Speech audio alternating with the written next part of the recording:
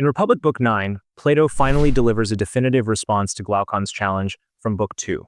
He demonstrates that justice is inherently advantageous, even in the absence of external rewards, such as wealth, reputation, or power. Glaucon had proposed a powerful thought experiment, contrasting two extreme lives. A, the unjust person who enjoys the reputation of being just, and B, the just person who suffers the reputation of being unjust. This is a stark and challenging dichotomy. Which of these two individuals truly leads the happier, more excellent, and objectively better life? More importantly, which life would we rationally choose if given the option? Plato's argument is compelling. Person B, the just individual who is falsely perceived as unjust, is in fact far happier.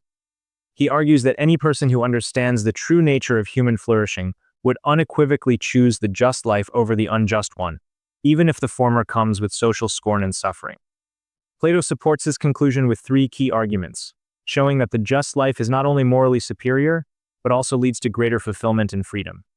In this discussion, I will focus on aspects of the first two arguments and present two thought-provoking discussion questions for further reflection. The tyrannical soul, the worst kind of man. At Republic 576b, Socrates introduces us to the worst type of man, the individual whose soul has become tyrannical. Just as a city ruled by a tyrant descends into chaos, slavery, and misery, so too does the soul of an individual consumed by tyranny. This is a crucial analogy. Plato contends that the psychological state of a tyrant mirrors the political condition of a tyrannized city. In both cases, there is a profound internal disorder. A tyrannical city is not truly free. Rather, it is enslaved by the whims of an unrestrained ruler who serves only his own base desires. Likewise, the tyrannical soul is dominated by its lowest part, its appetite, while its nobler faculties, such as reason and spiritedness, are shackled and suppressed. At Republic 577e, Socrates makes a striking claim.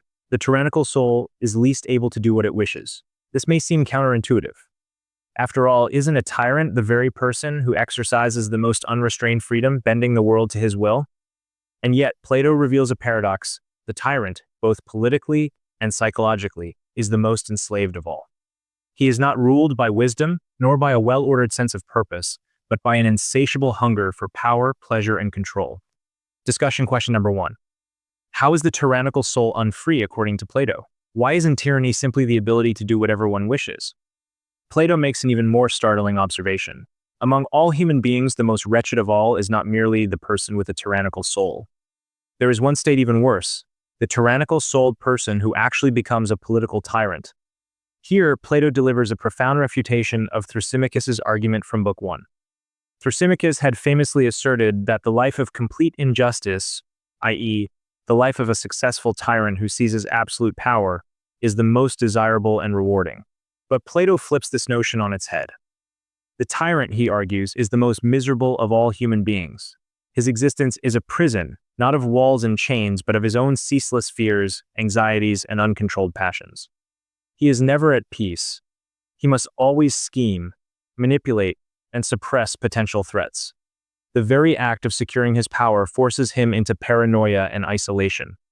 His subjects may outwardly obey him, but their loyalty is born of fear, not love or respect. This means he can never truly trust anyone, not even those closest to him. In this sense, the tyrant is not a master, but the most pitiable of slaves, enslaved to his own insatiable desires and to the constant fear of losing his ill-gotten control. Discussion question number 2. How is the tyrannical-souled tyrant more wretched than the tyrannical-souled non-tyrant? After exposing the misery of tyranny, Plato shifts to his second argument in favor of the just life, beginning at Republic 580d. Here he develops a nuanced psychological theory, categorizing the soul into three parts. Appetite, the part of the soul that seeks bodily pleasures, such as food, drink, and wealth. Since these pleasures can often be purchased, Plato calls it the money-loving part of the soul. Spirit, the part of the soul that craves honor, victory, and recognition. This is the honor-loving part. Reason, the highest part of the soul which pursues wisdom, knowledge, and truth.